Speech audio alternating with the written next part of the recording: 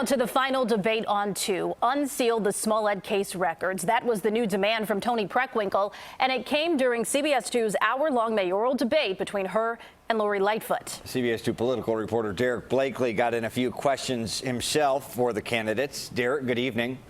Good evening, Brad and Erica. As you know, the tone for the most part was civil and dignified, but things turned quite nasty toward the end when Toni Preckwinkle asked Lori Lightfoot a question. What do you regret most in your professional life? Well, there she goes again.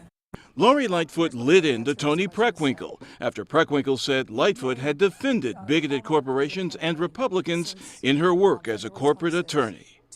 You've made a hallmark of your campaign since February 26 to denigrate me, to challenge me, to portray me as something other than I am. I have to explain to my daughter what it means when adults lie. I have to explain to my daughter what it means when adults are bullies.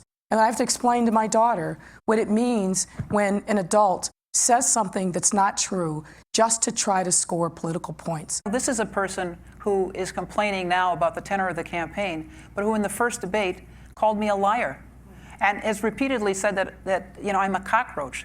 Earlier, Preckwinkle and Lightfoot clashed over Preckwinkle's hiring of Ed Burke Jr. on the county payroll, son of the once powerful alderman who's now facing federal corruption charges.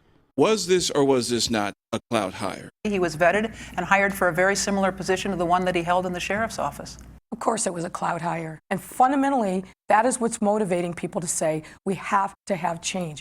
While Preckwinkle said she would keep CPS Superintendent Janice Jackson despite the recent scandal over school sex assaults, we need some stability in the CPS leadership. Lightfoot offered no long-term guarantees. I have a lot of serious questions that I need to ask her and her leadership team to make sure that they're never going to make these kind of mistakes again.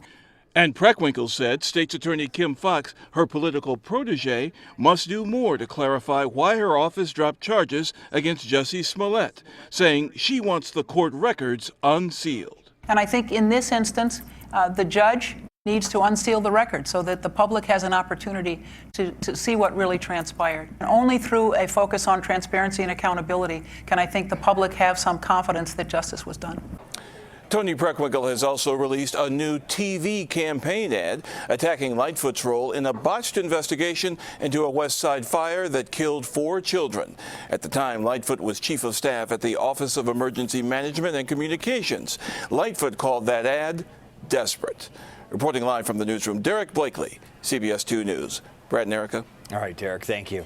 And to see the whole debate, go to our Facebook page, cbschicago.com.